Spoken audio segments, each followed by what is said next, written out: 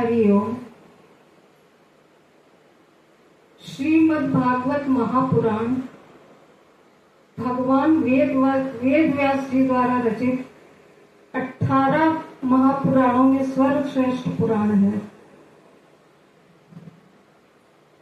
ये भागवत जी वैष्णव संतों का परम धन है। भक्ति, ज्ञान और वैराग्य की त्रिवेणी है। भगवान का वांग में स्वरूप है। भागवत जी सर्वप्रथम भगवान नारायण ने ब्रह्मा जी को प्रदान करी और ब्रह्मा जी ने अपने पुत्र नारद जी को प्रदान करी और तब नारद जी ने वही उस समय 4 श्लोक सिद्ध थे, चतुश्लोकी भागवत भगवान वेद व्यास जी को प्रदान करी। वेद व्यास जी ने उन 4 श्लोकों से 18,000 श्लोकों की रचना करके श्रीमद् भागवत महापुराण की रचना करी। श्रीमद् भागवत महापुराण में 12 स्कंद हैं, 335 अध्याय हैं और 18,000 श्लोक हैं। ये श्रीमद् भागवत जी कोई पोथी नहीं है, साक्षात कृष्ण में ही श्रीमद् भागवत महापुराण। जब भगवान अपने मृत्यु लोक के समस्त कार्यों को निपटाकर स्वधाम जाने के लिए तैयार थे, तभी उद्धव जी का आगमन होता है। उद्धव जी के नेत्र सजल हैं। उद्धव जी ने भगवान से कहा कि प्रभु मत जाइए, आपके जाते ही कलयुग लग जाएगा और इस कलयुग में मानव का कल्याण कैसे होगा।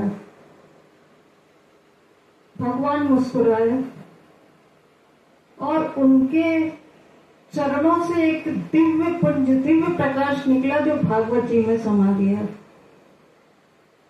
इसीलिए भागवत जी के जो 12 स्कंद हैं वो भगवान के 12 अंग हैं। कहा गया है कि यदि किसी श्लोक का गलत उच्चारण होता है तो भगवान के अंगों पर चोट लगती है। इसलिए भागवत की थोड़ी महत्ता मैं आपको बताना चाहती हूँ कि ये मृत्यु लोक पर ही उपलब्ध है। ये हमारा परम सौभाग्य है। देवता भी इसका रसपान करने के लिए तरसते हैं। एक बार जब पता चला देवताओं को कि भगवान सुखदेव जी महाराज राजा परीक्षित को श्रीमद् भागवत महापुराण का रसपान कराने जा रहे हैं, तब देवता लोग स्वर्ग से अमृत कलश लेकर आए और सुखदेव जी महाराज जी से बोले कि आप ये अमृत ले लीजिए और परीक्षित जी को पिला दीजिए, वो अमर हो जाएंगे, और ये भागवत जी हमें दे दीजिए। सुखदेव जी ने देवताओं को अभक्त समझा और श्रीमद् भागवत का महापुराण का रसपान नहीं करवाया। सभी देवता रुष्ट होकर ब्रह्मा जी के पास पहुंचे। ब्रह्मा जी को तो पता ही था क्योंकि उन्होंने ही तो नारद जी को प्रदान की थी, पर समाज को दिखाने के लिए उन्होंने एक तुला मंगवाई। तुला मतलब तराजू, और उसके एक पलड़े पर भागवत जी को विराजमान किया